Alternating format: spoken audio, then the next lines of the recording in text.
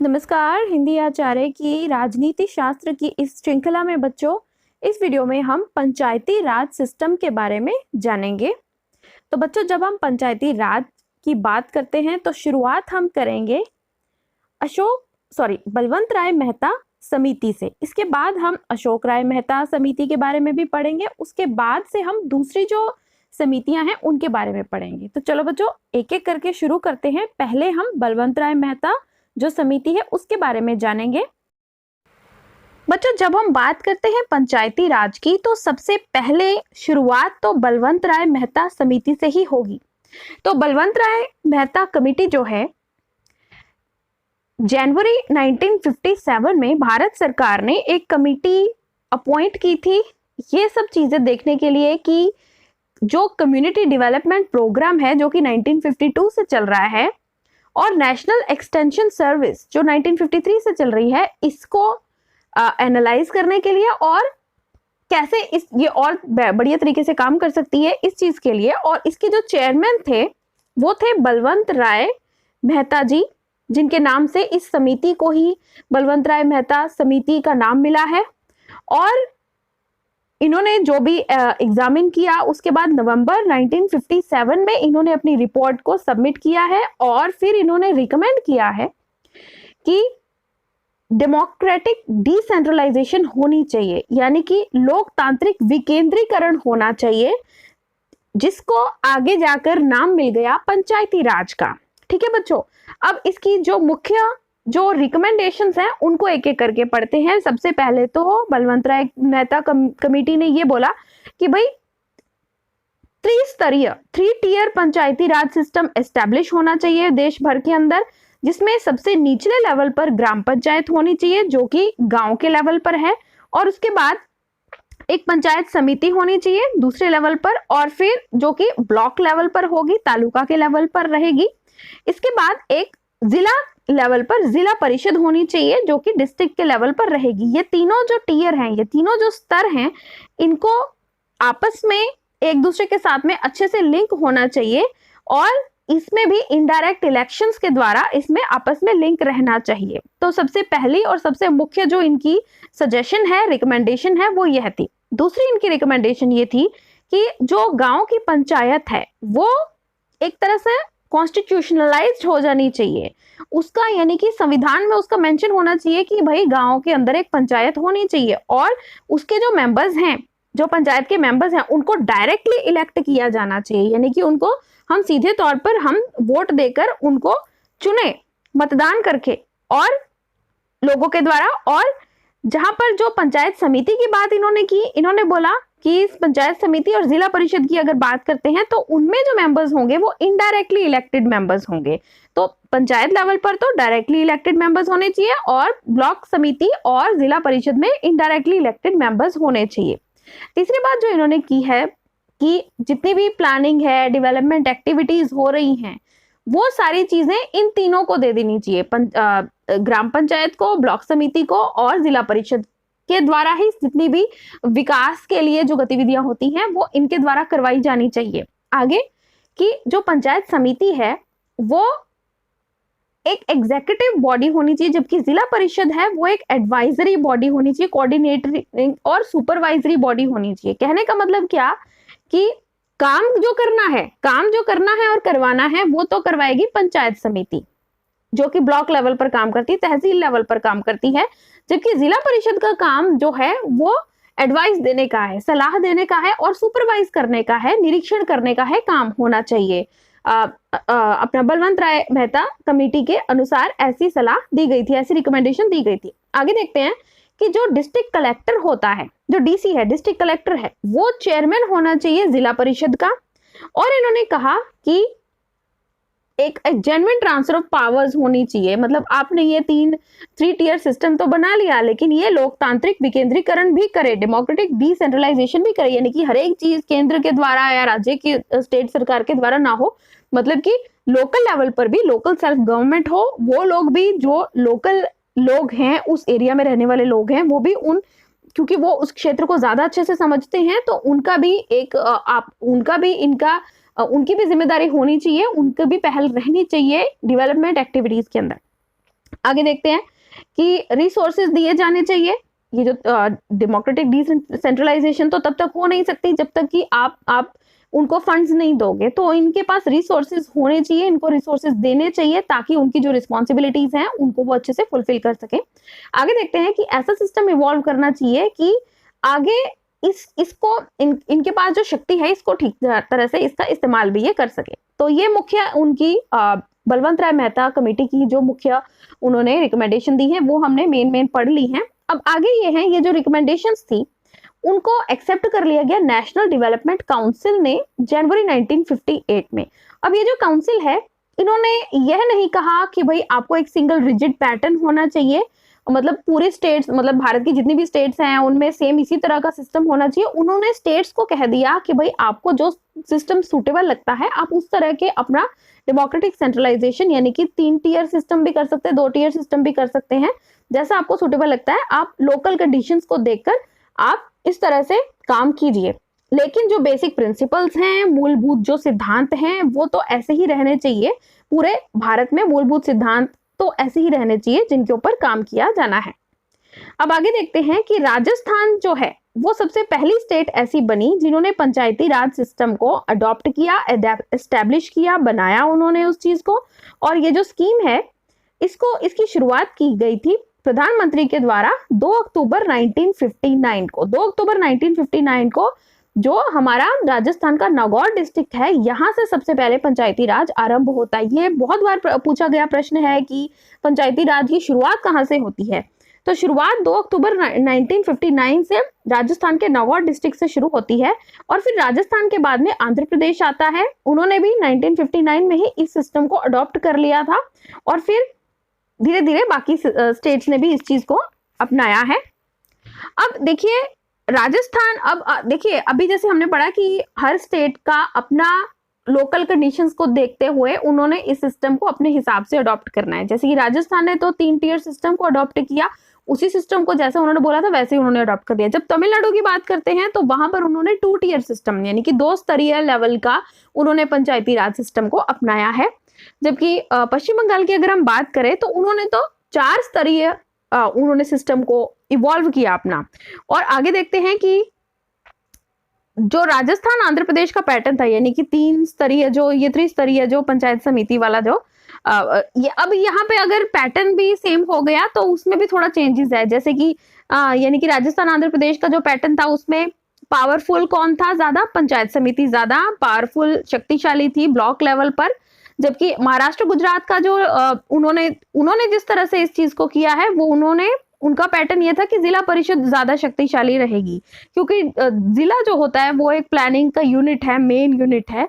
और इस तरह से कुछ स्टेट्स ने तो न्याय पंचायत भी डेवलप की ताकि जुडिशियल पंचायत भी हो, ताकि छोटे मोटे जो केसेस हैं उनको भी पंचायत लेवल पर ही उस चीज को सॉल्व किया जा सके। अब बच्चों हम पढ़ेंगे अशोक मेहता समिति के बारे में, तो चलो शुरू करें। अशोक मेहता समिति, तो जब हम बात कर रहे हैं पंचायती राज की तो हमें बलवंत राय मेहता समिति के बाद में मुख्यतः अशोक मेहता समिति से संबंधित प्रश्न पूछे जाते हैं। तो चलिए आरंभ करें अशोक मेहता समिति को।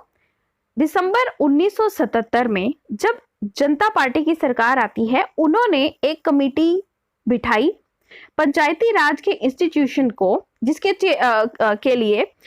जो चेयरमैन थे वो थे अशोक मेहता, इसीलिए उनके नाम पर इस समिति का नाम अशोक मेहता समिति बनता है। और फिर उन्होंने भी अपना एग्जामिन किया है पूरा और अगस्त 1978 में उन्होंने भी अपनी एक रिपोर्ट दी है सरकार को और इसके अंदर टोटल 132 रिकमेंडेशंस उन्होंने दी हैं ताकि उन्होंने कहा है कि जो पंचायती राज सिस्टम है उसको फिर से रिवाइव करने की, पुनर्जीवित करने की इसमें आवश्यकता है। और 132 रिकमेंडेशंस तो हम इस वीडियो में नहीं पढ़ेंगे, मुख्य जो रिकमेंडेशंस है हमारी 14 मुख्य रिकमेंडेशंस है उनको एक एक करके पढ़ते हैं। तो सबसे पहले तो मुख्यतः इसमें यह है कि जो 3 लेवल का सिस्टम है, जो त्रिस्तरीय सिस्टम है पंचायती राज का, उसको रिप्लेस कर देना चाहिए 2 स्तरीय सिस्टम के साथ में। अब आपसे ये प्रश्न पूछा जा सकता है कि त्रिस्तरीय सिस्टम किसने दिया? बलवंत राय मेहता समिति ने। दो स्तरीय यानी कि द्विस्तरीय जो रिकमेंडेशन किसने की सिस्टम की, तो वो की थी अशोक मेहता समिति ने। उन्होंने कहा कि भाई सबसे ऊपर तो जिला परिषद होना चाहिए डिस्ट्रिक्ट लेवल पर, और उसके नीचे एक मंडल पंचायत होनी चाहिए। यह जो मंडल पंचायत है ना, इसके अंदर बहुत सारे विलेजेस को इकट्ठा करके एक मंडल पंचायत होनी चाहिए, और इसमें जो पॉपुलेशन है 15,000 से 20,000 तक की पॉपुलेशन को इसे कवर करना चाहिए। आगे देखते हैं, अशोक मेहता समिति कहती है कि जो डिस्ट्रिक्ट है वो सबसे पहला पॉइंट होना चाहिए, जो हमारा लोकतांत्रिक विकेंद्रीकरण है, जो हमारा डिसेंट्रलाइजेशन है, इसमें सबसे ज्यादा सबसे पहले स्टेट गवर्नमेंट के बाद सबसे पहले तो हमारे पास डिस्ट्रिक्ट लेवल की बात की जानी चाहिए। आगे ये कहते हैं कि जो जिला परिषद है वो एक एग्जीक्यूटिव बॉडी होनी चाहिए, जिसका जिम्मेदारी है कि भाई रिस्पॉन्सिबिलिटी आपकी है कि प्लानिंग डिस्ट्रिक्ट लेवल पर काम आपको करना है।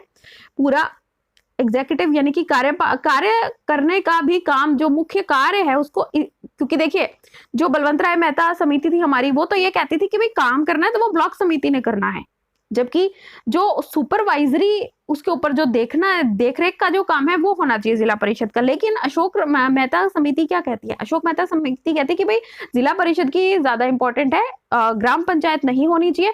ब्लॉक लेवल में क्या होना चाहिए? यहाँ पर हमारा एक मंडल पंचायत होनी चाहिए जो कि गांव को जोड़ती हो। तो यहाँ पर मुख्य काम किसने करना है? जिला परिषद ने करना है, अशोक मेहता समिति से।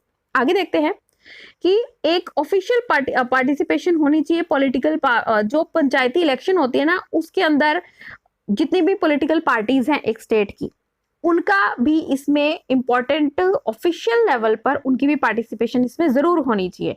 आगे क्या कहते हैं कि जो पंचायती राज इंस्टीट्यूशन है उनके पास ऐसी पावर्स होनी चाहिए ताकि वो टैक्स कर सकें, ताकि उनके पास जो फाइनेंशियल रिसोर्सेज हैं, तो जैसे कि आप जानते ही हो कि बिना पैसे के कोई काम नहीं किया जा सकता, तो उनके पास जो हमारे जो पंचायती राज सिस्टम है, चाहे वो मंडल पंचायत हो चाहे वो जिला परिषद हो, उनके पास इतनी शक्तियां जरूर होनी चाहिए ताकि वो टैक्स कलेक्ट कर सके। और जब टैक्स कलेक्ट नहीं कर सकते तो फिर क्या होगा कि आप अपने काम नहीं कर सकें, यानी कि टैक्स कलेक्शन की पावर्स उनकी बढ़ा देनी चाहिए। ये भी अशोक मेहता समिति कहती है। आगे देखते हैं कि ये समिति कहती है कि इन इंस्टीट्यूशंस का ऑडिट भी होना चाहिए डिस्ट्रिक्ट लेवल की एजेंसी के द्वारा, ताकि जो इन फंड्स आ रहे हैं वो फंड्स क्या सचमुच में खर्चे जा रहे हैं, इस चीज के लिए ऑडिट अवश्य होना चाहिए। आगे क्या कहती है समिति कि जो स्टेट गवर्नमेंट है, जो स्टेट की सरकार है, वो पंचायती राज इंस्टीट्यूशंस के साथ सुपरसीड नहीं करनी चाहिए। उदाहरण के तौर पर अगर किसी पंचायती राज इंस्टीट्यूशन ने, उदाहरण के लिए कोई मंडल पंचायत है, उन्होंने ये फैसला लिया कि यहाँ पर हम एक सड़क बनाने वाले, अगर स्टेट गवर्नमेंट नहीं चाहती कि इस एरिया पे सड़क बनाई जाए तो उसको आकर बीच में अपनी टांग नहीं फंसानी चाहिए। उसको अपना काम, जो पंचायत मंडल पंचायत की बात की गई है अशोक मेहता समिति ने, वो जो काम कर रहे हैं, डेवलपमेंट प्रोजेक्ट जो काम कर रहे हैं लोकल लेवल पर, उनको करने देना चाहिए। सरकार को इसमें बीच में नहीं इंटरफेयर करना चाहिए। यह भी एक रिकमेंडेशन है। आगे देखते हैं कि अब देखते हैं कि इसी तरह से अब ये भी है कि ये भी इन्होंने कहा कि न्याय पंचायतें होनी चाहिए, लेकिन वो न्याय पंचायतें डेवलपमेंट पंचायतों से अलग होनी चाहिए। न्याय पंचायतें तो आप बनाइए, लेकिन न्याय पंचायतों के ऊपर एक क्वालिफाइड जज होना चाहिए। ये नहीं कि भाई पंचायत का जो सरपंच है वही न्याय कर रहा है। न्याय पंचायतें आप रखो, लेकिन उनके ऊपर जो जजेस है उनका ही काम है, न्याय पंचायतों के लिए भी वहां पर भी काम। आगे देखते हैं, यह चीज फिर बाद में अपनाई भी गई है आज के समय पर भी, जो ग्राम न्यायालय है। आगे पढ़ेंगे इस बारे में। आगे देखते हैं कि जो चीफ इलेक्टोरल ऑफिसर है स्टेट का, वो चीफ इलेक्शन कमिश्नर के साथ में मिलकर, उनका काम है कि पंचायती राज के जो इलेक्शंस है वो उनकी जिम्मेदारी होनी चाहिए इनको ऑर्गेनाइज करने की। आगे देखते हैं कि जो जितने भी विकास के कार्य हैं उनको जिला परिषद को दे देना चाहिए। स्टेट के अंदर जो भी विकास के कार्य हैं वो अलग अलग डिस्ट्रिक्ट्स में जो भी विकास होगा वो जिला परिषद को दे देना चाहिए उसकी जिम्मेदारी। और जो जितना भी डेवलपमेंट स्टाफ है वो इसके अंदर ही, जिला परिषद के अंदर ही, उसकी सुपरविजन के अंदर ही उसको काम करना चाहिए। आगे देखते हैं कि जो वॉलेंटरी एजेंसीज हैं, जैसे कि एनजीओज वगैरह हो गए, जो कि समाज की सेवा के लिए, जो नॉन प्रॉफिट ऑर्गेनाइजेशंस वगैरह जो हैं, उनका बहुत ही महत्वपूर्ण रोल होना चाहिए, ताकि ताकि लोग जो है वो पंचायती राज सिस्टम को सपोर्ट करें। आगे देखते हैं कि इन्होंने यह भी कहा कि जो पंचायती राज मिनिस्टर होना चाहिए स्टेट काउंसिल ऑफ मिनिस्टर्स के अंदर, यानी कि एक पंचायती राज मिनिस्टर अवश्य होना चाहिए जो कि इन सब चीजों के लिए रिस्पॉन्सिबल हो। आगे देखते हैं कि एससी एसटी कम्युनिटी के लिए भी रिजर्व्ड सीट्स होनी चाहिए पॉपुलेशन के हिसाब से। आगे ये कहते हैं कि एक कॉन्स्टिट्यूशनल रिकग्नाइजेशन होनी चाहिए, यानी कि आपने बना तो दिए पंचायतें, आपने बना तो दी जिला परिषद, लेकिन क्या संविधान में वो चीज लिखी हुई है? यानी कि संविधान में भी उस चीज को कॉन्स्टिट्यूशनलाइज करो, संविधान में वो चीज लिखी होनी चाहिए, तभी आप कोई इंस्टीट्यूशन बना रहे हो तो उसके पास कुछ संवैधानिक शक्तियां भी दो, ताकि हम उन चीजों को फिर आगे कोई चैलेंज ना कर सके। तो इसको कॉन्स्टिट्यूशनलाइज करना चाहिए, कॉन्स्टिट्यूशनल रिकग्निशन होनी चाहिए पंचायती राज इंस्टीट्यूशन को, जिससे कि उनका जो स्टेटस है वो बढ़िया रहे। लेकिन होता क्या है आगे जाकर, अब हमने मेन जो उनकी जो रिकमेंडेशंस थी उनको तो हमने पढ़ लिया, लेकिन बाद में हुआ क्या? रिकमेंडेशन तो इन्होंने दे दी, हुआ क्या कि जो जनता पार्टी गवर्नमेंट है जिन्होंने अशोक मेहता समिति को 1977 में बनाया है और 1978 में उनको समिति ने अपनी ये रिकमेंडेशंस दी हैं, लेकिन हुआ क्या कि जनता पार्टी की गवर्नमेंट ज्यादा देर चली नहीं और पूरा अपना 5 साल पूरे किए बिना वो जो गवर्नमेंट है वो फॉल हो गई। इस वजह से ये जो रिकमेंडेशंस हैं अशोक मेहता कमेटी की, उनके बारे में कुछ किया नहीं जा सका, ज्यादा कुछ नहीं किया जा सका। लेकिन कुछ स्टेट्स हैं जैसे कि कर्नाटका, पश्चिम बंगाल और आंध्र प्रदेश, उन्होंने कोशिश जरूर की कि वो दोबारा से रिवाइटलाइज कर सके, पुनर्जीवित कर सके पंचायती राज सिस्टम को, क्योंकि उन्होंने कुछ ऐसी रिकमेंडेशन थी पंचायत अशोक मेहता समिति की, उनको उन्होंने अपनाया था। अब बच्चों हम बात करेंगे जी वेकी राव समिति की।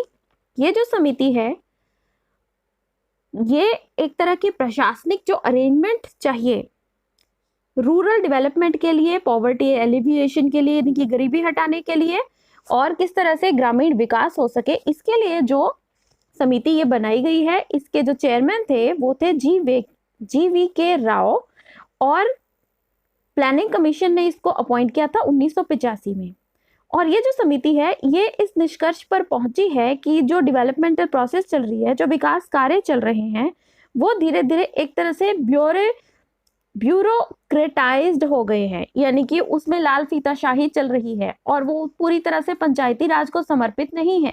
तो फिर इन लोगों ने, इस समिति ने एक तरह से जो सिफारिशें दी हैं उनके बारे में पढ़ेंगे। सबसे पहले तो कि जो डिस्ट्रिक्ट लेवल का जो जिला परिषद होता है वही सबसे मुख्य होना चाहिए डेमोक्रेटिक सेंट्रलाइजेशन के लिए, लोकतांत्रिक विकेंद्रीकरण के लिए। इनका कहना था कि जो डिस्ट्रिक्ट होता है वही प्रॉपर यूनिट होता है प्लानिंग के लिए, डेवलपमेंट के लिए, और जो जिला परिषद होती है वही प्रिंसिपल बॉडी होनी चाहिए मैनेजमेंट के लिए।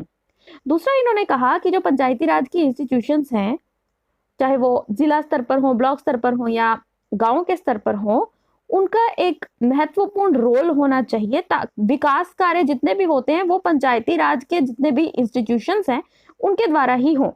तीसरी चीज उन्होंने कही कि डिस्ट्रिक्ट डेवलपमेंट कमिश्नर की पोस्ट होनी चाहिए, नई पोस्ट बनाई जानी चाहिए डिस्ट्रिक्ट डेवलपमेंट कमिश्नर की, यानी कि जिले के स्तर पर जो विकास का जो कमिश्नर है ऐसा अधिकारी की पोस्ट बनाई जानी चाहिए, और वही चीफ एग्जीक्यूटिव ऑफिसर होना चाहिए जिला परिषद का, और सारे जितने भी विकास गतिविधियां हैं वो उसके अंडर आनी चाहिए डिस्ट्रिक्ट लेवल पर।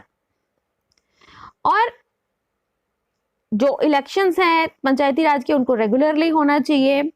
उस समय पर ये बताते हैं कि 11 स्टेट्स के अंदर तो 5 साल से इलेक्शन ही नहीं हुए हैं हमारे पंचायतों के। तो अब हम ये देखते हैं इसके बाद में फिर इन्होंने ये भी बोला कि जो कलेक्टर की जो पोस्ट है डिस्ट्रिक्ट लेवल पे वो एक तरह का डेवलपमेंटल ऑफिसर होना चाहिए, क्योंकि वो सारे प्लानिंग एक्टिविटीज को डेवलपमेंट के लिए काम करता है। इसके बाद हम बच्चों देखेंगे एल.एम. सिंघवी समिति। एल.एम. सिंघवी समिति जो है वो 1986 की बात है, राजीव गांधी की सरकार थी उस समय पर, उन्होंने इस समिति को अपॉइंट किया था कि कैसे रिवाइटलाइजेशन, पुनर्जीवन कैसे हो सके पंचायती राज सिस्टम का। इसके चेयरमैन थे एल.एम. सिंघवी। तो ये समिति क्या सिफारिशें देती है कि जो पंचायती राज सिस्टम है उसमें उसको कॉन्स्टिट्यूशनली रिकग्नाइज, यानी कि पंचायती राज सिस्टम के बारे में संविधान के अंदर लिखा होना चाहिए, तभी फिर एक तरह से और दूसरी चीज इन्होंने कही कि इलेक्शंस होने चाहिए पंचायती राज सिस्टम के, तभी इस तरह से ही जब संविधान में ये सब चीजें लिखी रहेंगी तभी फिर ये जो पंचायती राज के इंस्टीट्यूशंस हैं ये लीगैलिटी इनकी इस तरह से आएगी। दूसरा इन्होंने कहा था कि कई सारे ग्रुप जो गाँव को ग्रुप बना के उनमें न्याय पंचायतें बनानी चाहिए, और आगे ये कहते हैं कि जो गाँव की पंचायतें हैं उनके पास ज्यादा फाइनेंशियल रिसोर्सेज होने चाहिए, धन प्राप्त करने के जरिए होने चाहिए ताकि वो अपना कार्य सुचारू रूप से कर सकें, और जुडिशियल ट्रिब्यूनल्स भी उन्होंने कहा बनाने के लिए, ताकि जो पंचायती राज के इंस्टीट्यूशंस को में अगर आपस में कुछ कंट्रोवर्सीज हैं उसको सॉल्व करने के लिए भी इन्होंने कहा कि ट्रिब्यूनल्स होने चाहिए। इसके बाद थुन गांव समिति है, ये 1988 में आती है।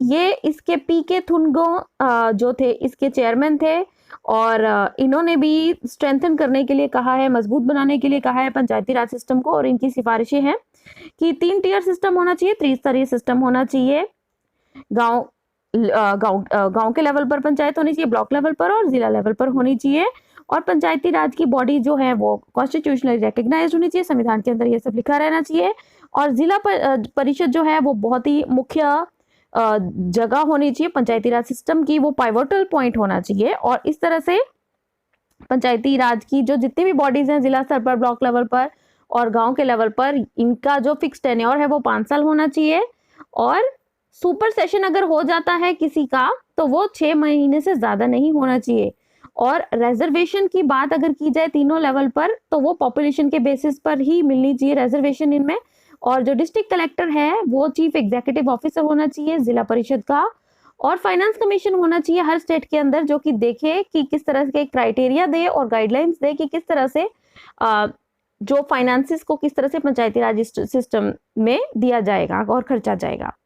अब इसके बाद गडगिल समिति आती है, ये भी 1988 में कांग्रेस पार्टी ने वीएन गडगिल की चेयरमैनशिप में बनाई थी, और इनका कार्य ये था कि किस तरह से पंचायती राज जो इंस्टीट्यूशंस हैं वो कैसे इफेक्टिव, कैसे प्रभावी रूप से काम कर सकें। तो इनकी सिफारिशें ये हैं कि एक सबसे पहले तो सभी समितियां ये चीज कह रही हैं कि संविधान के अंदर पंचायती राज सिस्टम्स के बारे में लिखा गया होना चाहिए। दूसरी चीज इन्होंने कहा कि त्रिस्तरीय होना चाहिए। तीसरी चीज इन्होंने कही कि 5 साल के लिए इन तीनों ब्लॉक लेवल, जिला स्तर और गांव लेवल पर जितने भी इंस्टीट्यूशंस हैं पंचायती राज के, उनके 5 साल तक ही उनकी टेन्योर होना चाहिए। और इन्होंने कहा कि डायरेक्टली इलेक्शन, ये इन्होंने थोड़ा सा डिफरेंट बोली है चीज की, जो ब्लॉक लेवल और जिला लेवल पर भी जो पंचायती राज के इंस्टीट्यूशंस हैं वहां पर भी जो चुनाव है वो डायरेक्ट होने चाहिए, और रिजर्वेशन SC ST और औरतों के लिए इन्होंने कहा है। और इसी तरह से ये कहते हैं कि फाइनेंस कमीशन होना चाहिए स्टेट के अंदर, और स्टेट इलेक्शन कमीशन जो है वो इलेक्शंस पंचायतों का करवाए। अब ये जो रिकमेंडेशन है, ये जो सिफारिशें हैं गडगिल का समिति की, यही एक तरह से बेसिस बनती हैं जो आगे अमेंडमेंट बिल है, जिससे कि आगे पंचायती राज जो 73वां संविधान का संशोधन है उससे कि जो संविधान के अंदर हमारा कैसे पंचायती राज सिस्टम्स के बारे में लिखा गया। अब हम बच्चों 73वां संविधान का संशोधन कैसे बना, कितनी सारी समितियों के बारे में हमने पढ़ लिया है। अब 73वां जो संविधान का संशोधन था जिसके अनुसार ही फिर पंचायती राज व्यवस्था जो है वो भारत के हर एक राज्य में होती है। केवल ट्राइबल पॉपुलेशन जहां पर ज्यादा है उनके लिए पीसा एक्ट है, उसके बारे में भी हम पढ़ेंगे। तो अधिकतर राज्यों में पंचायती राज सिस्टम चल रहा है, तो उसके लिए 73वां संविधान का संशोधन हुआ था। कैसे हुआ था, उसका बैकग्राउंड क्या है, पहले ये पढ़ेंगे। तो हम ये जान चुके हैं बच्चों कि बहुत सारी समितियां बनाई गई, उन्होंने बहुत सारी रिकमेंडेशंस दी हैं, लेकिन रिकमेंडेशंस को लागू नहीं किया गया। कुछ स्टेट्स ने लागू किया, कुछ स्टेट ने नहीं लागू किया, तो उनको प्रॉपरली हम एक पंचायती राज का सिस्टम नहीं बना सके। और वैसे भी जब तक हम संविधान के अंदर पंचायती राज का सिस्टम नहीं उस चीज को लिख देंगे तब तक उस चीज को लागू भी कैसे किया जाएगा।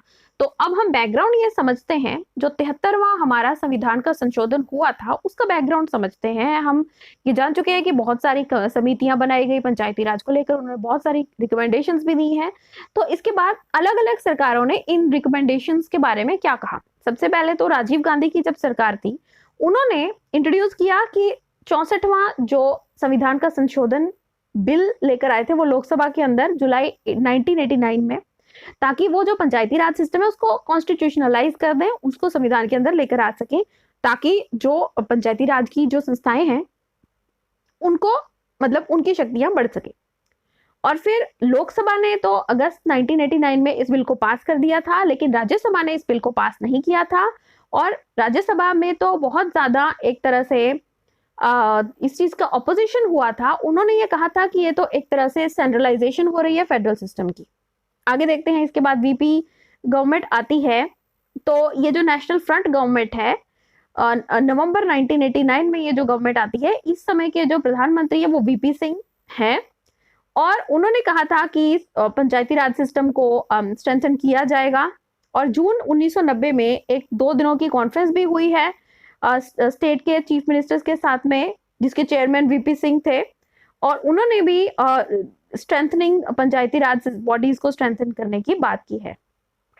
अब बाद में क्या होता है, इन्होंने भी एक कॉन्स्टिट्यूशन संविधान का संशोधन करने के लिए एक बिल को इंट्रोड्यूस किया लोकसभा के अंदर सितंबर 1990 में, लेकिन क्योंकि यह सरकार ज्यादा देर चल नहीं पाई, इस वजह से यह बिल को भी ये लैप्स हो गया, यानी कि यह बिल फिर आगे गया नहीं, तो यह बिल लैप्स हो गया। इसके बाद नरसिम्हा राव की जो सरकार आती है, जो कि कांग्रेस गवर्नमेंट थी, उसके प्रधानमंत्री नरसिम्हा राव, उन्होंने फिर से एक बार इस मैटर को देखा है कि कॉन्स्टिट्यूशनलाइजेशन होनी चाहिए पंचायती राज की। तो इन्होंने जो भी कंट्रोवर्शियल एस्पेक्ट्स थे, जिन चीजों को लेकर ऑपोजिशन बहुत ज्यादा शोर कर रही थी, उन चीजों को उन्होंने हटा दिया।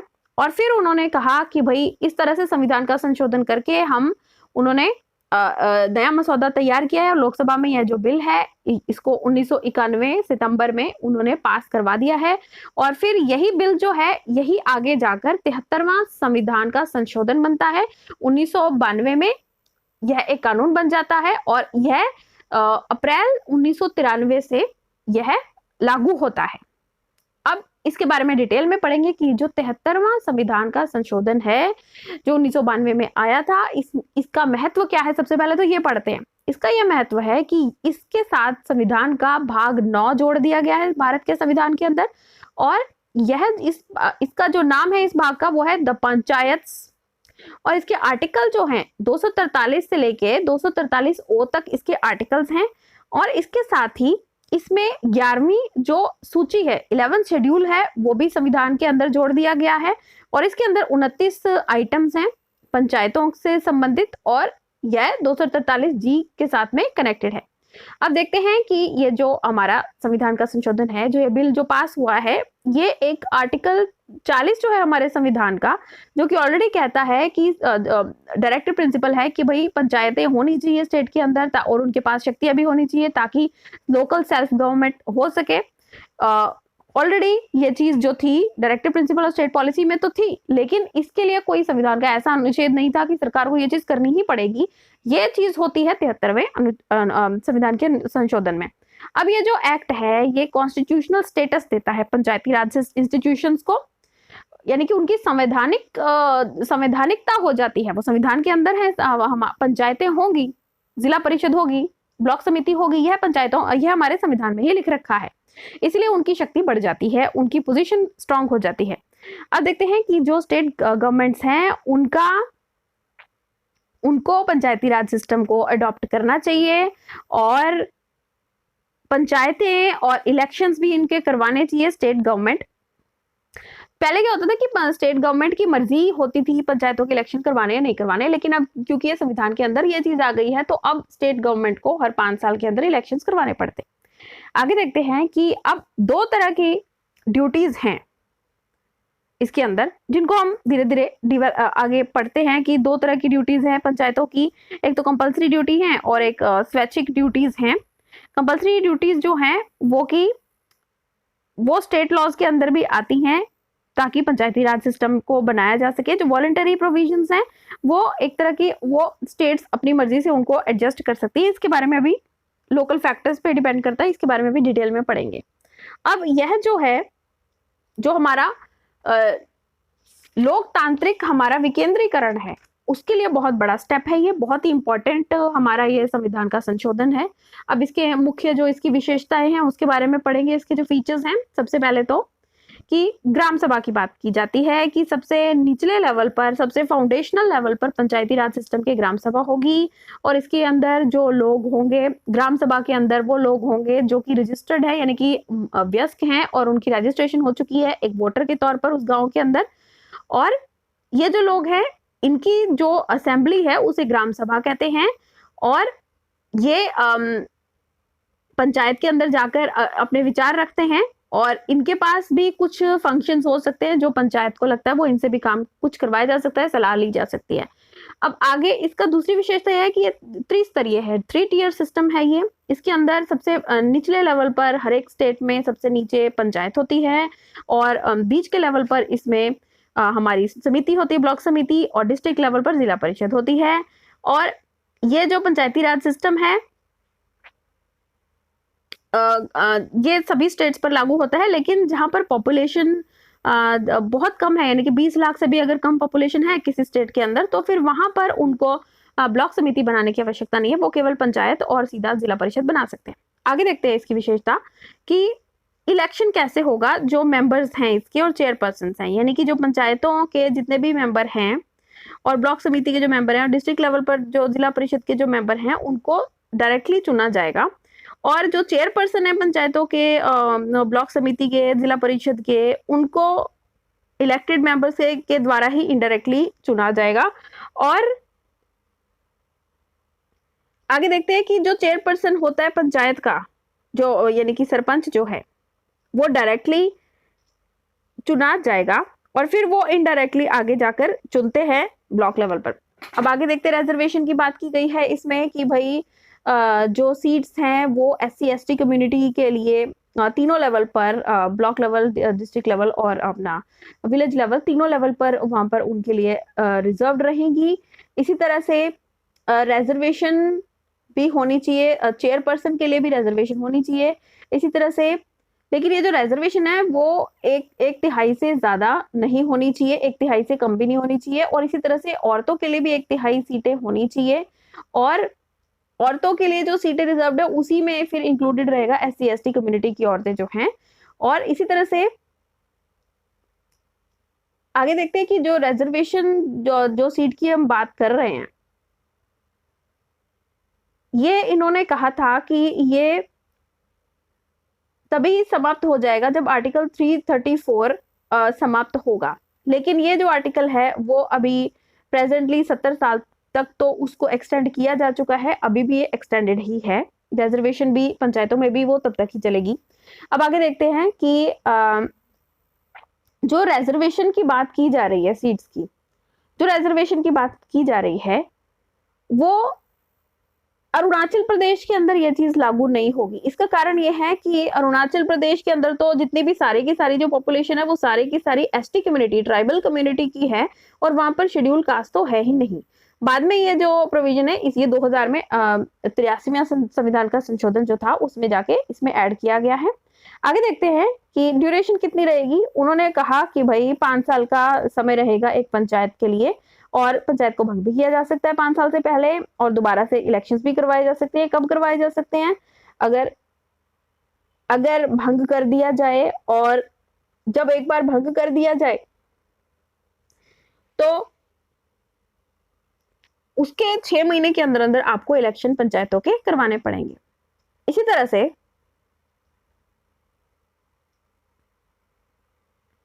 अब देखते हैं कि जो पंचायत जो है वो अगर उसको भंग कर दिया जाता है,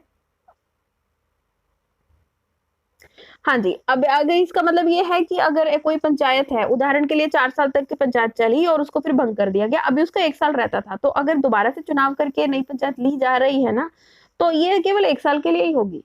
आप ये नहीं कह सकते कि पिछली पंचायत 4 साल के लिए रही, अब यहाँ से 5 साल और नहीं, अब उसके बाद 1 साल ही रहेगा, उसके बाद फिर से दोबारा से चुनाव होकर फिर 5 साल के लिए पंचायत नहीं आएगी।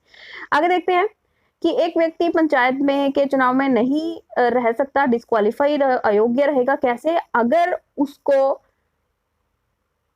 उसके ऊपर कोई ऐसा कोई कानून बनाया गया है, ऐसा कोई स्टेट का कोई कानून है कि वो नहीं बन सकता है, उसके ऊपर वो लागू हो रहा है इसलिए। दूसरी चीज उसकी कि अगर वो 25 साल की उम्र से कम है तो वो नहीं बन सकता है पंचायत का हाँ, यहाँ पर ये चीज़ है कि जैसे कि आप जानते हो कि लोकसभा का मेंबर बनने के लिए भी 25 साल की उम्र होनी चाहिए और इसी तरह से विधानसभा का मेंबर बनने के लिए भी 25 साल की उम्र होनी चाहिए। लेकिन यहाँ पर एक ये चीज़ है कि पंचायत पर भी वो चीज़ लागू होती है कि पंचायत का मेंबर बनने के लिए भी आपको 25 साल की उम्र आपकी होनी चाहिए। लेकिन कोई व्यक्ति 25 साल का नहीं है और वो 21 साल का हो चुका है, तब उसको इस चीज़ की वजह से रोका नहीं जा सकता कि भई अभी तुम 25 साल के नहीं हुए तो इसलिए अब तुम अगर वो 21 साल का हो चुका, तब उसको डिस्क्वालीफाई नहीं कहा जा सकता। आगे देखते हैं कि जो स्टेट का इलेक्शन कमीशन है, तो जो भी कंट्रोल है इलेक्टोरल रोल्स का, वो सारी की सारी पंचायतों का भी स्टेट इलेक्शन कमीशन के अंदर ही आता है। और स्टेट इलेक्शन कमिश्नर जो होता है वो गवर्नर उसको अपॉइंट करते हैं और उसकी जो भी सर्विसेज होंगी वो गवर्नर ही डिसाइड करेंगे उस स्टेट के, और उसको अपने स्टेट से हटाया नहीं जा सकता है जब तक कि जिस तरह से जज को, हाई कोर्ट के जज को हटाया जा सकता है, उसी तरह से स्टेट के जो हमारा जो इलेक्शन कमिश्नर है उसको हटाना भी बड़ा कठिन है। और जो भी पंचायतों से संबंधित इलेक्शन किस तरह से होंगे ये सब उसकी जिम्मेदारी है। आगे देखते हैं कि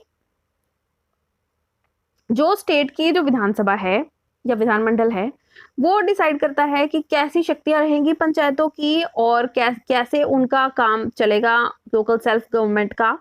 और अब पैसों की अगर फाइनेंसेस की अगर अब बात करें तो पंचायत का कलेक्ट करने का और लिवाई करने का टैक्सेस, ड्यूटीज, टोल्स, फीस आदि वो ले सकती हैं जिससे वो अपने काम कर सकें। और इसी तरह से पंचायत के टैक्सेस हैं, टोल्स हैं, फीस हैं जो कि स्टेट गवर्नमेंट लेती है।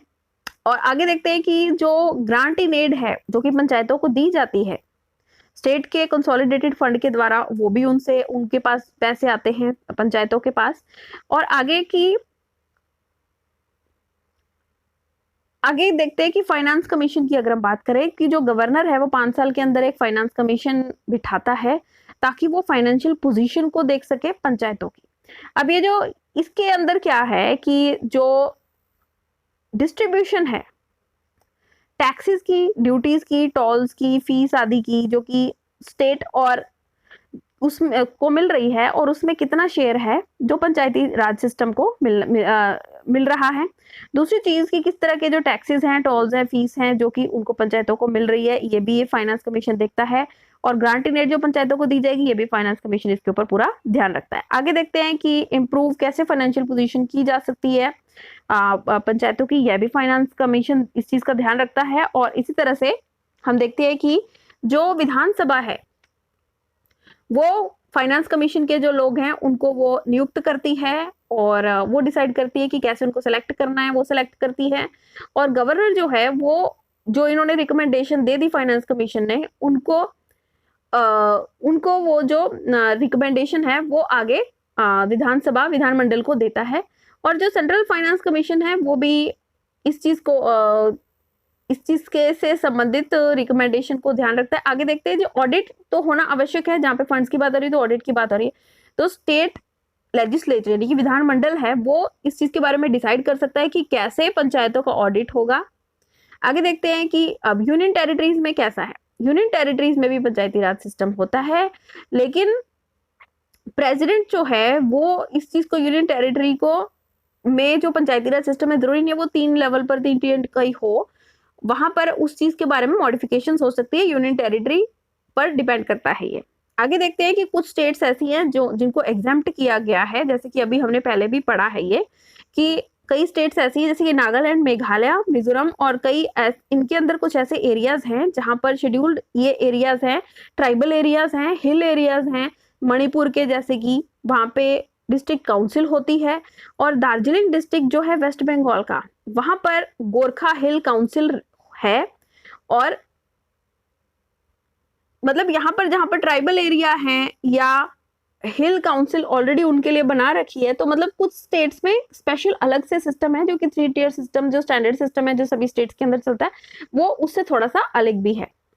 अब आगे देखते हैं कि जितनी भी स्टेट्स हैं वो फ्रॉम द मतलब कि कहने का मतलब जब ये 73वां संविधान का संशोधन लागू हुआ था तब उस समय पर जिस भी लेवल की जिस भी तरह की पंचायतें चल रही थी वो 1 साल तक उन्होंने कहा था कि आप उनको उस तरह से ही चलाइए। अब ये सिस्टम लागू हो गया है 1 साल के अंदर अंदर आपको, यानी कि 1992 में लागू तो 93 में इन्होंने कहा कि भाई 24 अप्रैल 1993 तक आप क्या कीजिए कि आप इस सिस्टम को अडॉप्ट कर लीजिए। तब तक आपको 1 साल का समय दिया जाता है। तो हालांकि ऐसा उनको समय तो दिया गया था, लेकिन ज्यादातर पंचायतों ने एकदम शुरुआत कर ही ली थी, बहुत जल्दी उन्होंने शुरुआत कर ही ली थी। ये 3 स्तरीय जो सिस्टम है इसी को अडॉप्ट कर लिया था। और ज्यादातर जो स्टेट्स हैं उन्होंने भी पंचायती राज एक्ट जो हैं अपनी स्टेट विधानसभा के अंदर अडॉप्ट कर लिया था और उसको अपना लिया था।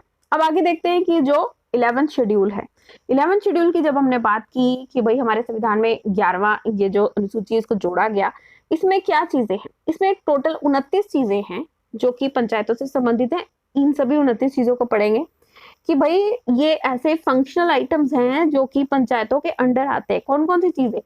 एग्रीकल्चर यानी कि खेती बाड़ी, दूसरा कि लैंड इंप्रूवमेंट, जमीन को, लैंड रिफॉर्म्स को, लैंड कंसोलिडेशन को, और सॉइल कंजर्वेशन भी यानी कि मृदा संरक्षण आदि, जमीन का विकास, डेवलपमेंट, ये सब चीजें भी पंचायत के अंदर आती हैं।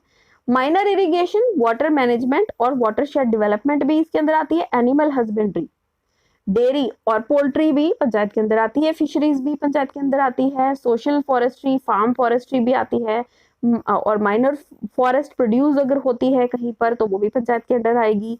Khadi, village and cottage industry जो है वो भी पंचायत के अंदर आएगी। स्मॉल स्केल इंडस्ट्रीज जो होती हैं, चाहे उसमें फूड प्रोसेसिंग यूनिट्स भी हो, वो भी पंचायत के अंदर आएगी। रूरल हाउसिंग पंचायत के अंदर आएगी। ड्रिंकिंग वाटर पंचायत के अंदर आएगा। फ्यूल एंड फॉडर की बात की जाए वो भी पंचायत के अंदर आएगा। Roads, bridges, ferries, waterways, other means of communication panchayat के अंदर आती है ये चीजें। और रूरल इलेक्ट्रिफिकेशन, गांव के शहरों पे बिजली का डेवलपमेंट, बिजली की पहुंच पंचायतों के अंदर आती है। नॉन कन्वेंशनल एनर्जी, अगर पवन चक्की से बिजली बनाई जा रही है तो वो पंचायत के अंदर आएगी। आगे पॉवर्टी एलिवेशन मतलब गरीबी हटाओ वाला कोई प्रोग्राम चल रहा है तो वो भी पंचायत उसको देखेगी। आगे देखते एजुकेशन, प्राइमरी एजुकेशन और सेकेंडरी लेवल की भी एजुकेशन की जिम्मेदारी एक तरह से उस गांव में जहाँ पे स्कूल होता है उस स्कूल के उस गांव के पंचायत के अंदर पंचायत की भी कहीं ना कहीं जिम्मेदारी होती है उसकी देखरेख की। आगे देखते हैं लाइब्रेरीज के लिए भी और कल्चरल एक्टिविटीज के लिए भी, मार्केट्स एंड मेले आदि के लिए भी, और technical training, vocational education, adult education, non formal education भी पंचायत के अंदर आता है। फैमिली वेलफेयर, परिवार कल्याण और हेल्थ सैनिटेशन और प्राइमरी हेल्थ सेंटर्स और डिस्पेंसरीज भी पंचायत के अंदर आती हैं। और सोशल वेलफेयर यानी कि welfare of the handicapped and mentally retarded भी पंचायत की जिम्मेदारी है। पब्लिक डिस्ट्रीब्यूशन सिस्टम पीडीएस की भी बात की जाए और इसी तरह से कम्युनिटी एसेट्स अगर हैं तो उसकी भी जिम्मेदारी पंचायत की आती है। सोशल वेलफेयर की बात की जाए और welfare of weaker sections particularly SC and ST community की भी डेवलपमेंट की अगर वेलफेयर की बात की जाए तो वो पंचायत के अंडर आता है। अब ये जो हमारा संशोधन है, अब हमने डिटेल में पढ़ लिया बहुत सारी ऐसी चीजें जो पंचायतों की जिम्मेदारी बनती है। इसी तरह से ये 11वीं अनुसूची है।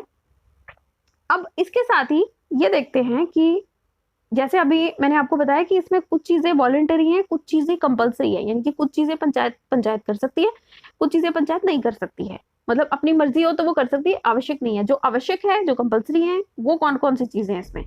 तो भाग 9 जो है हमारे संविधान का वो कहता है कि एक तो सबसे पहले कंपलसरी कौन कौन सी कंपलसरी है कि भाई ग्राम सभा होगी एक गांव की, या अगर पॉपुलेशन कम है तो कुछ गांवों के ग्रुप की ग्राम सभा बनानी है, वह सबसे जरूरी है, सबसे पहला पॉइंट है, तभी तो पंचायत बनेगी। आगे देखते हैं कि पंचायत होगी गांव के लेवल पर, इंटरमीडिएट और डिस्ट्रिक्ट लेवल पर, यानी कि वही जिला परिषद जिसको कि जिला पंचायत कहते हैं, और ब्लॉक समिति, ब्लॉक पंचायत। आगे देखते हैं कि डायरेक्ट इलेक्शन होने चाहिए पंचायतों के गांव के लेवल पर और डिस्ट्रिक्ट लेवल पर भी। और इसके बाद उन्होंने ये भी कहा कि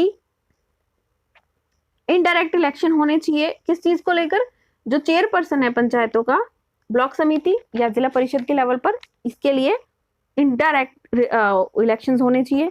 और इन्होंने कहा कि voting right of the chairperson and members of the elected directly और इनडायरेक्टली 21 साल होनी चाहिए कम से कम उम्र इलेक्शंस लड़ने के लिए पंचायतों की। और इसके बाद कि भाई रिजर्वेशन होनी चाहिए सीट्स एससी एसटी कम्युनिटी की तीनों लेवल पर, और रिजर्वेशन 1/3 सीटों की औरतों की पंचायतों की पूरे त्रिस्तरीय लेवल पर, और 5 साल का टेन्योर होना चाहिए पंचायतों का सभी तीनों लेवल पर, और 6 महीने के अंदर अंदर आपको फ्रेश इलेक्शंस होने चाहिए। अगर सुपर सेशन होता है किसी पंचायत का। आगे देखते हैं कि स्टेट इलेक्शन कमीशन होना चाहिए, जिम्मेदार इलेक्शन पंचायतों की, और जो कॉन्स्टिट्यूशन का स्टेट फाइनेंस कमीशन है, फाइनेंस कमीशन बनाया जाना चाहिए हर 5 साल बाद, ताकि वो देख सके फाइनेंशियल पोजीशन जो है, अभी हमने जो पढ़ा पंचायतों की।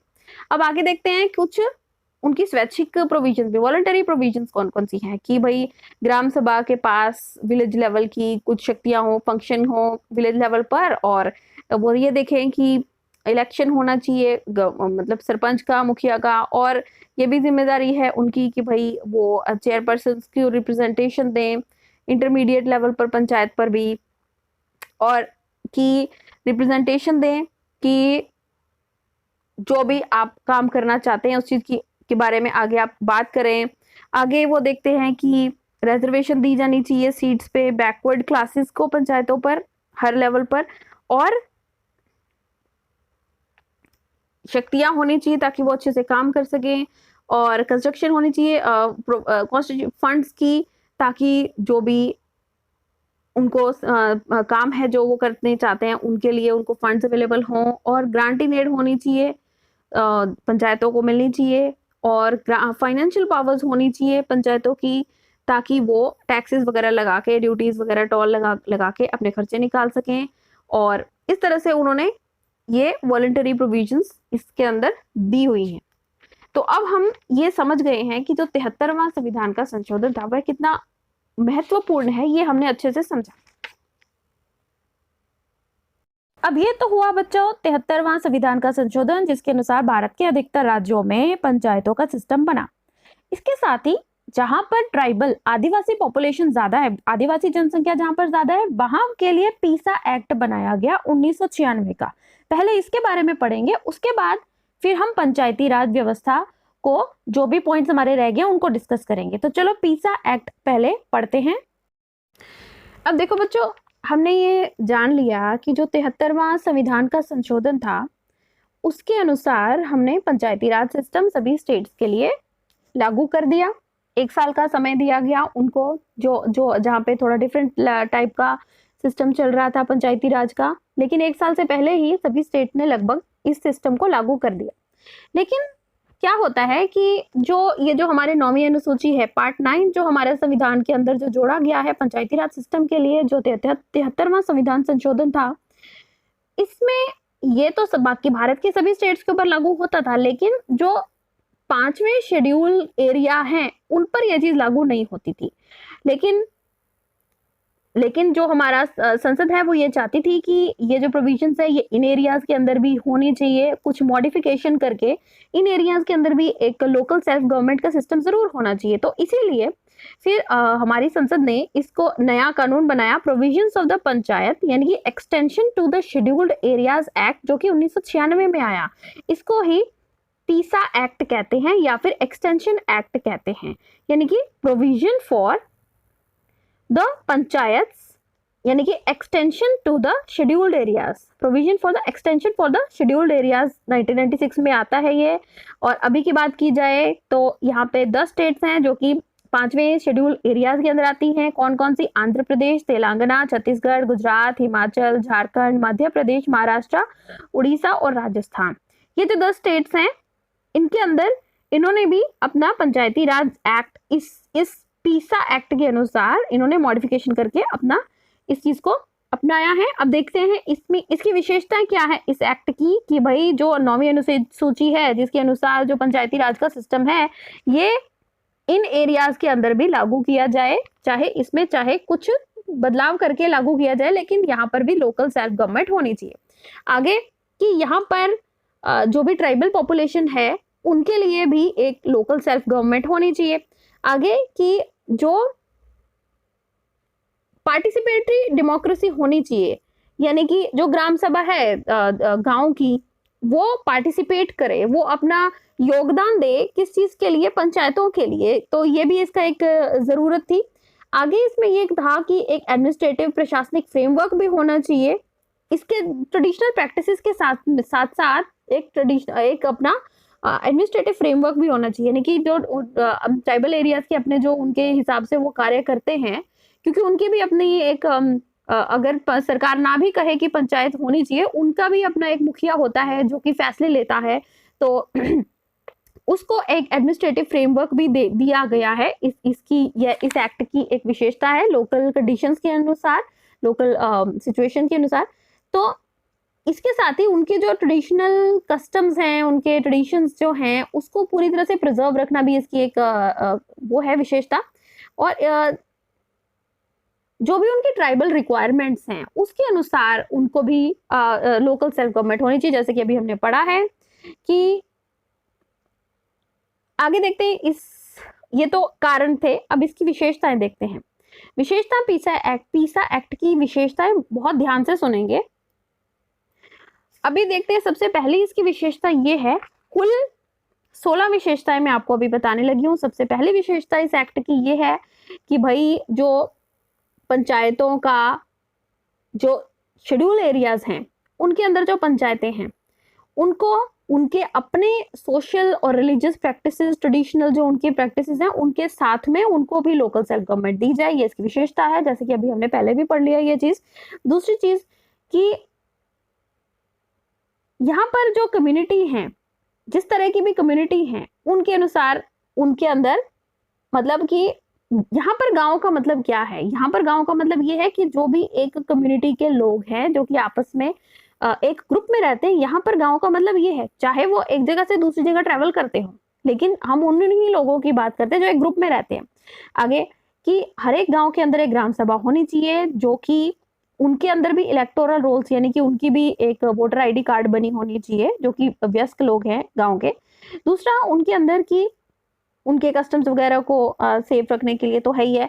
आगे देखते हैं, जो ग्राम सभा के अंदर जो जितने भी प्लान्स हैं, प्रोग्राम्स हैं सोशल और इकोनॉमिक डेवलपमेंट के, वो ग्राम सभा के लेवल पर उसको डिस्कस होंगे और फिर उनको इम्प्लीमेंट किया जाएगा। और रिस्पॉन्सिबिलिटी होगी कि जो पॉवर्टी, गरीबी हटाने की ऐसे प्रोग्राम जो चलते हैं, ये भी पंचायत के अंडर ही आएंगे। आगे देखते हैं कि जो जितनी भी पंचायतें होंगी गांव के लेवल पर, उनके पास एक सर्टिफिकेशन होना चाहिए ग्राम सभा के द्वारा उनके पास कि भाई ये जो भी प्रोजेक्ट्स हैं चल रहे हैं, जो भी प्लान्स हैं, इनके जो फंड्स हैं, वो इनका इस्तेमाल कर सके। आगे रिजर्वेशन होनी चाहिए, पॉपुलेशन के अनुसार उनमें रिजर्वेशन होनी चाहिए। लेकिन यहाँ पर शेड्यूल्ड ट्राइब वाली जो रिजर्वेशन है, ये चीज तभी हो सकती है कि अगर जो ट्राइबल जो पॉपुलेशन है वो आधी पॉपुलेशन से कम ना हो, यानी कि मतलब अच्छी खासी ट्राइबल पॉपुलेशन होगी, तो फिर उनको एसटीज को भी वहां पे मिलेगी रिजर्वेशन। आगे देखते हैं कि शेड्यूल्ड ट्राइब्स को भी नॉमिनेट किया जाना चाहिए। कहने का मतलब कि जैसे कि हमने पहले भी ये चीज पढ़ी हुई है कि जब विधानसभा की बात आती है इन स्टेट्स के अंदर, तो यहाँ पर भी उनका एक विशेष उनका ट्राइबल रिप्रेजेंटेटिव मनोनीत किया जाता है। यहाँ पर विधानसभा के अंदर भी मनोनीत होते हैं ऐसे मेंबर्स जो कि ट्राइबल एरिया से आते हैं।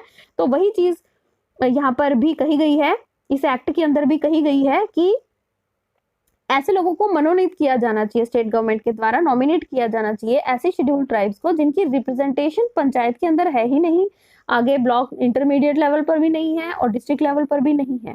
लेकिन ऐसी नॉमिनेशन जो है वो 1/10वें हिस्से से ज्यादा नहीं होनी चाहिए। आगे देखते हैं कि जो ग्राम सभा है और या जो दूसरी पंचायतें हैं, वो अगर शेड्यूल एरिया की कोई लैंड को सरकार एक्वायर करना चाहती है, तो उस एरिया की ग्राम सभा या पंचायतों के साथ में एक बार पहले वो उसको डिस्कस करना चाहिए उस चीज को, और ताकि उस चीज को स्टेट लेवल पर, मतलब एक कोऑर्डिनेशन जरूर होनी चाहिए कि पंचायत की सहमति जरूर होनी चाहिए। आगे कि जो भी जो वाटर बॉडीज हैं, अगर छोटी मोटी वाटर बॉडीज हैं, माइनर वाटर बॉडीज हैं शेड्यूल्ड एरियाज के अंदर, तो वो पंचायतों को उसकी मैनेजमेंट और प्लानिंग पंचायतों को दे देनी चाहिए। आगे कि जो ग्राम सभा की या पंचायतों की जो भी रिकमेंडेशन होती हैं, उसको उनको एक रिकमेंडेशन देना बहुत ही जरूरी होना चाहिए। जब हम ऐसे शेड्यूल्ड एरिया के अंदर अगर हम माइनिंग करने की बात कर रहे हैं, जमीन से कोई चीजें निकालने की बात कर रहे हैं, तो उनकी रिकमेंडेशन वहां पर लेनी जरूरी है। वैसे ही आगे देखते हैं कि ग्राम सभा की जो रिकमेंडेशन है, उनकी रिकमेंडेशन, हाँ वही चीज कि उनसे पहले अनुमति लेना आवश्यक रहेगा। आगे देखते हैं कि उनकी जो लोकल सेल्फ गवर्नमेंट है या उनका जो पंचायती लेवल पर यहाँ पे ये एक चीज ध्यान देने वाली ये है कि जो sale and consumption of any intoxicant, अगर इस एरिया के अंदर कोई इंटॉक्सिकेंट मदहोश करने वाली कोई चीज है तो वो ग्राम सभा के लेवल पर उसको डिसीजन दिया जाएगा कि ये चीज यहाँ पर बेची भी जा सकती है या नहीं। ये स्पेशल पावर है इनके पास।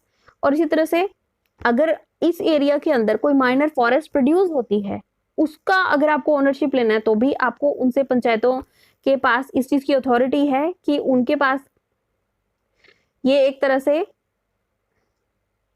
होनी चाहिए। आगे देखते हैं कि जो alienation of land in the scheduled areas to take appropriate action to restore any unlawfully alienated land of a scheduled tribe। मतलब कि जो जमीन जबरदस्ती हड़पने वाला जो काम है ये इनके साथ में ना हो सके, इस चीज का कंट्रोल वो जो पंचायत है वो वहां की कर सकती है। और जो गांव की जो मार्केट है उसको मैनेज करना भी इनके पार में आता है। और सोशल सेक्टर्स जो हैं या फिर उनके मनी लेंडिंग हैं शेड्यूल्ड ट्राइब्स के अंदर, अगर बाहर के लोग आकर ट्राइबल लोगों को पैसे उधार दे रहे हैं ना, तो वो भी एक मॉनिटरिंग उस चीज की पंचायत जो है वो कर सकती है। आगे देखते हैं कि ट्राइबल अगर सब प्लान्स हैं तो उसमें भी उनकी कंट्रोल इसमें रहेगा। आगे देखते हैं कि जो पंचायत जो है कि जब बात करते हैं एडमिनिस्ट्रेटिव अरेंजमेंट की, तो शेड्यूल एरियाज में जितनी भी जिस तरह की ये जो पंचायतें हैं वो अगर ये एक्ट के अंदर अगर वो उसके साथ में उनके इनकंसिस्टेंट रहती हैं, मतलब कहने का मतलब ये है, यही चीज हमारी दूसरे एक्ट में भी पंचायती राज का जो 73वां संशोधन था उस चीज में भी ये चीज लागू हुई थी कि भाई उन्होंने 73वां संविधान संशोधन कर दिया 1992 में। उन्होंने 1 साल का समय दिया कि भाई जिस भी तरह से आप सिस्टम चला रहे हो आप चलाते रहो, लेकिन 1 साल के अंदर अंदर आप इस सिस्टम को बदलकर पंचायती राज सिस्टम में आ जाइए। तो यही चीज इस पीसा एक्ट के अंदर भी है कि जो अगर पंचायती राज सिस्टम ट्राइबल लेवल पर अपने तौर पर लोकल कंडीशंस के अकॉर्डिंग ऑलरेडी चल रहा था तो उनको भी 1 साल का समय दिया गया कि आप पीसा एक्ट के अनुसार जो है अपनी पंचायतों को डेवलप कीजिए, इसमें जो जो उनकी पावर्स हैं, इसमें जो जो उनके फंक्शंस हैं उसको अडॉप्ट कीजिए। तो इनको भी उतना ही समय दिया गया था। अब हम समझेंगे कि किस तरह से भारत सरकार के द्वारा या स्टेट सरकारों के द्वारा फाइनेंसेस दिए जाते हैं। एक तो जो 2005 में एडमिनिस्ट्रेटिव रिफॉर्म हुए थे, administrative reform commission of India 2005 से लेकर 2009 तक के बीच में, उन्होंने ये कहा कि जो फाइनेंशियल प्रॉब्लम्स चल रही हैं उनके बारे में उन्होंने क्या कहा, पंचायती राज सिस्टम्स में जो फाइनेंशियल प्रॉब्लम चल रही हैं, कि सबसे पहली बात तो उन्होंने ये कही कि जो भाग 9 है संविधान का वो ये तो कहता है कि भाई कैसे स्ट्रक्चर होना चाहिए, जिला स्तर पर, गांव के स्तर पर और ब्लॉक के स्तर पर कैसे स्ट्रक्चर होना चाहिए, लेकिन इसके साथ में उनका जो फंड्स है वो भी होने चाहिए। कैसे, कहाँ से फंड्स मिल सकते हैं कि यूनियन सरकार जो केंद्र की सरकार है वो जो ग्रांट्स देती है, अनुदान देती है, जो फाइनेंस कमीशन के कहने पर देती है संविधान के, वो है जो पंचायतों के पास धन जाता है। दूसरा कि जो स्टेट सरकार है, राज्य की जो सरकार है, वो स्टेट के फाइनेंस कमीशन के द्वारा जो रिकमेंडेशन आती है उसके द्वारा जो अनुदान मिलता है। तीसरा, कई बार लोन्स भी मिल जाते हैं स्टेट सरकार के द्वारा पंचायतों को। और इसके साथ ही कि प्रोग्राम स्पेसिफिक एलोकेशन भी होती है, सेंट्रली स्पॉन्सर्ड स्कीम जैसे कि मनरेगा हो गई। तो अगर केंद्र सरकार कुछ ऐसी स्कीम्स चलाती है जिनके द्वारा फिर अलग तरह से पैसे दिए जाते हैं जो गांव के लोग हैं उनसे काम करवा के, तो वो भी एक तरह से पंचायत को पैसा यहाँ से आता है। अब लेकिन होता क्या है कि पंचायतों के पास अधिकतर फिर भी धन की कमी तो रहती ही है। ज्यादातर स्टेट्स ने एक तरह से आर्थिक रूप से मजबूत करने की कोशिश नहीं की है हमारी जो पंचायतें हैं इनकी। और अगर केरला, तमिलनाडु, कर्नाटका जो कि बहुत बढ़िया स्टेट्स मानी जाती है, यहाँ पर भी अगर हम देखेंगे कि पंचायतें जो हैं वो सरकारी अनुदान पर ही डिपेंडेंट है। उन्होंने अपना कुछ रेवेन्यू जनरेट करके अपने आप को आत्मनिर्भर बनाने की वो लोग नहीं कोशिश कर सके हैं। तो इसका फिर कहने का मतलब क्या कि इंटरनल रिसोर्स जनरेशन पंचायती लेवल पर वीक है, यानी कि जो पंचायती राज सिस्टम है यहाँ पे जो अगर पंचायतें स्वयं पैसे जनरेट करें, क्योंकि बहुत सारे अधिकार उनको दिए गए हैं जैसे कि अभी हमने पढ़ा है, तो उनके बारे में तो वो उनको इस्तेमाल करके, ऐसा नहीं है कि जो भी मतलब जैसे कि टैक्स, थोड़े बहुत टैक्स लेने के लिए पंचायतों को अलाउड किया गया है, लेकिन वो उतना जनरेट नहीं कर पाते हैं जितना उनको चाहिए होता है। दूसरा कि भाई वो ज्यादातर पैसे से संबंधित उनका जो भी होता है वो पूरी तरह से केंद्र सरकार और राज्य सरकारों के ऊपर ही डिपेंडेंट रहते हैं। और दूसरा, जो स्टेट और राज्य सरकारों की तरफ से जो पैसे आते हैं पंचायतों को, वो ज्यादातर स्कीम में ही संबंधित होते हैं। मतलब मनरेगा का काम करवाया, पंचायत को पैसे दे दिए, और मनरेगा का काम करवा के पंचायत ने आगे पैसे बांट दिए। तो ऐसा नहीं था कि पंचायतों के लिए ही स्पेशली वो चीज आई, स्कीम बनी कि भाई नल नल क्या की व्यवस्था करवानी है एक गांव के अंदर, या सफाई का कुछ करना है, तो स्कीम हुई, उस स्कीम के अंदर ही पैसे आए और वो इस्तेमाल हो गए इस तरह से। दूसरा कि ये भी कहते हैं कि इस इतनी मतलब खतरनाक टाइट फिस्कल पोजीशन के अंदर जो स्टेट्स हैं वो भी पैसे नहीं दे रही हैं। और इसी तरह से जो प्राइमरी एजुकेशन, जैसे कि 11वीं अनुसूची है हमारी, जो कहती है कि प्राइमरी शिक्षा है, जो हमारे गांव के अंदर डिस्पेंसरी होगी, पानी की सप्लाई होगी, सफाई होगी, छोटा इरिगेशन वगैरह, ये सब जो चीजें हैं, तो मतलब ज्यादातर तो ये चीजें जो राज्य सरकार है वो ही करती है, तो फिर खर्चा वो अपने लिए ही करते हैं, यहाँ पर पंचायतों को डायरेक्टली वो देते भी नहीं है। और दूसरा कि मतलब हम ये कह सकते हैं कि जो पंचायतें हैं वो एक तरह से फंड्स के कमी की वजह से जो हैं वो पूरी तरह से काम नहीं कर पा रही हैं। और देखा जाए कि अब हम ये देखेंगे कि रिसोर्सेज की बात है,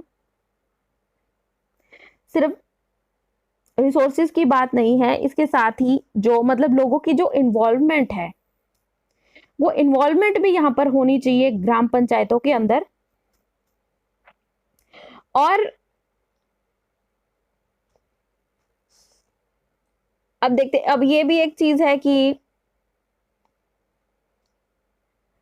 जो रेवेन्यू की बात की जाए कि मतलब जो डिस्ट्रिक्ट लेवल पर जो पंचायतें हैं या ब्लॉक लेवल पर जो पंचायतें हैं, उनके पास भी जो बहुत ही थोड़ा सा रेवेन्यू जनरेट होता है, जैसे कि फेरी सर्विसेज है, मार्केट है, या पानी है, और कॉन्जर्वेसी सर्विसेज, रजिस्ट्रेशन ऑफ व्हीकल आदि, स्टैंप ड्यूटी आदि, वो थोड़ी सी चीजों से वो भी जो ऊपर लेवल के जो त्रिस्तरीय जो हमारा पंचायती राज सिस्टम है, उनके पास भी बहुत ही थोड़े से फंड्स आते हैं। तो अब हम देखते हैं कि इसकी वजह से ही हम ये समझ पाए कि पंचायती राज सिस्टम पूरी तरह से इफेक्टिव नहीं है। तो अब देखते हैं कि कारण क्या रहे हैं। कारण देखते हैं कि 3F नहीं हो पाए, फंक्शन यानी कि कार्य तो उनको दे दिए कि भाई पंचायतों ने ये करना है, लेकिन उसके साथ फंड्स नहीं दिए गए और फंक्शनरी भी पूरी तरह से नहीं दिए, जिसको 3Fs कहते हैं। तो अब आगे दूसरा ये चीज कहते हैं कि ब्यूरोक्रेसी का इसमें, अफसरशाही का इसमें बहुत ज्यादा कंट्रोल रहता है, कि कई स्टेट्स ऐसी हैं जहाँ पे ग्राम पंचायतें ऐसी हैं जिनकी बहुत ही पोजीशन लो है, और ग्राम पंचायतों के जो सरपंच हैं वो इतना ज्यादा खर्चा जो है, टाइम जो है वो ब्लॉक ऑफिसर्स के पास फंड के लिए या टेक्निकल अप्रूवल के लिए ही बार बार अपना टाइम वेस्ट करते रहते हैं, कि ब्यूरोक्रेसी के पास ही एक तरह से पूरी शक्ति है पंचायतों को चलाने की। ये भी एक कारण है कि पंचायती राज पूरी तरह से हमारा सक्सेसफुल नहीं कहा जा सकता। आगे टाइड नेचर ऑफ फंड्स कैसे है, कि जो एक्टिविटीज की अगर हम बात करते हैं वो सभी डिस्ट्रिक्ट्स में पूरा अप्रोप्रिएट आ जाएं, इतने फंड्स पूरी तरह से आते भी नहीं हैं। आगे देखते हैं कि गवर्नमेंट की फंडिंग के ऊपर ही ज्यादातर जो हमारी पंचायतें, जैसे कि अभी हमने पढ़ा है कि वो पंचायतें रिसोर्सेज, अपने रिसोर्सेज को इतना डेवलप नहीं कर पा रही, वो इनडायरेक्टली उसके ऊपर ही डिपेंड हैं, और आगे सरकार के ऊपर ही डिपेंडेंट हैं। आगे देखते हैं कि उनके पास अगर पैसे आते भी हैं, ग्राम पंचायत वगैरह के पास अगर पैसे आते भी हैं, कोई मार्केट्स या मेले या प्रॉपर्टी टैक्स वगैरह अगर वो ले लेते हैं, स्ट्रीट लाइटनिंग, पब्लिक टॉयलेट वगैरह अगर वो बना लेते हैं, तो भी इसमें कारण ये है कि आप टैक्स तो लेने की आपको इजाजत तो मिल गई है, लेकिन प्रॉब्लम ये है कि अपनी ही कॉन्स्टिट्यूएंसी के अंदर टैक्स लेना बहुत ही मुश्किल लगता है, ये भी एक बात है। और इसी के साथ ही पैरेलल बॉडीज भी बन गई हैं पंचायतों के साथ में, जिस वजह से ऐसा माना जाता है कि पंचायती राज सिस्टम पूरी तरह से नहीं, ड्युअलिटी की वजह से। आगे देखते हैं कि जो ग्राम सभा का जो स्टेटस है वो भी पूरा पावरफुल नहीं है, अकाउंटेबिलिटी उसके पास नहीं है। और जो इंफ्रास्ट्रक्चर की अगर हम बात करें तो वो भी यहाँ पर प्रॉब्लम है। इंफ्रास्ट्रक्चर की अगर हम बात करें थी कि जो 25% ग्राम पंचायतें हैं पूरे भारत के अंदर, उनमें लगभग ऑफिस की बिल्डिंग्स ही नहीं है, उनके पास कोई प्लानिंग मॉनिटरिंग आदि का कोई डाटाबेस भी नहीं है। और ज्यादातर जितने भी जो पंचायतों में लोग चुनकर आते हैं वो अधिकतर पढ़े लिखे भी नहीं हैं, और थोड़ा बहुत पढ़े लिखे हैं, और वो अपनी जो उनका रोल है, उनकी जो रिस्पॉन्सिबिलिटी है वो उसको समझते भी नहीं है पूरी तरह से। और अगर ग्राम पंचायतों की अगर हम बात करें तो केवल 20% ग्राम पंचायतें ही हैं ऐसी जहाँ पे कंप्यूटर की भी सुविधा है। तो अब हमने समझ लिया कि कारण क्या रहे हैं कि पंचायतें पूरी तरह से सफल क्यों नहीं हो पाई। लेकिन फिर भी पंचायती राज सिस्टम बनाना अपने आप में बहुत बड़ी उपलब्धि है भारत जैसे देश में, जहाँ पे बहुत सारे काम सरकार को करने पड़ते हैं। उसके काम को घटाने के लिए सरकार ने, और लोकतांत्रिक विकेंद्रीकरण को बढ़ावा देने के लिए सरकार ने इस तरह का सिस्टम वो लाए हैं। और पूरी दुनिया का अगर देखा जाए तो हमारा जो पंचायती राज सिस्टम है वो सबसे बड़े लेवल का पंचायती राज सिस्टम है, लोकल सेल्फ गवर्नमेंट की अगर हम बात की जाए रूरल एरिया में। और इसके बाद हम देखेंगे कि अर्बन एरिया में कैसे लोकल सेल्फ गवर्नमेंट चलती है। तो आपने इतना लंबा वीडियो देखा, 1 घंटे से ऊपर हो गया है ये वीडियो। आप पूरा देखने के लिए आपका बहुत बहुत धन्यवाद। मेरे चैनल को सब्सक्राइब जरूर कीजिएगा। हिंदी आचार्य।